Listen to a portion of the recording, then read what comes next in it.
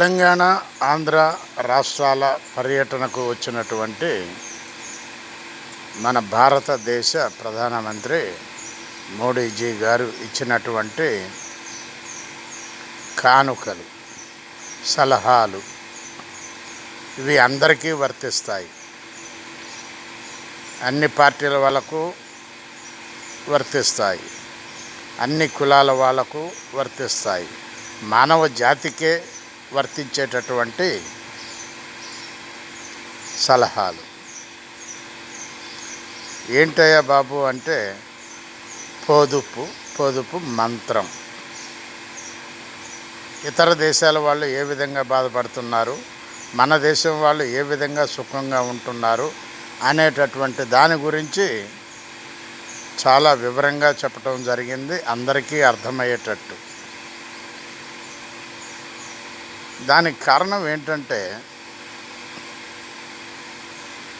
పెద్ద పెద్ద కాంట్రాక్టర్లకు లక్షల కోట్లు రుణమాఫీ చేసి ఇక్కడ బీద వాళ్ళందరినీ పొదుపు మంత్రం పాటించమని చెప్పినటువంటి భారత ప్రధాని మన మోడీజీ.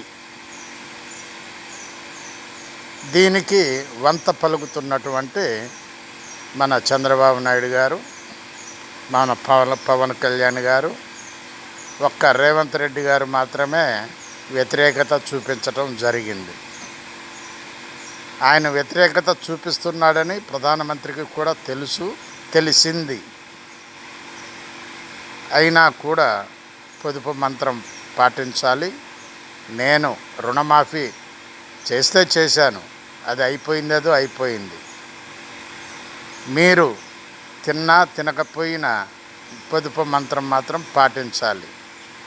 విలాసవంతమైనటువంటి వస్తువులు కానీ, వెహికల్స్ కానీ, పెట్రోల్ కానీ, డీజిల్ కానీ ఇష్టం వచ్చినట్టు వాడటానికి వీల్లేదని కితాబు ఇచ్చినటువంటి మన ప్రధానమంత్రి నరేంద్ర మోడీజీ. మరి ఇంకా ఎంతమంది ఎన్నిసార్లు ఆయన్ని గెలిపిస్తారో ఏంటో అని ప్రజలు మాట్లాడుకోవటం జరుగుతుంది. ఆలోచించండి ప్లీజ్. బాలసాని వీరప్రసాద్, హైదరాబాద్.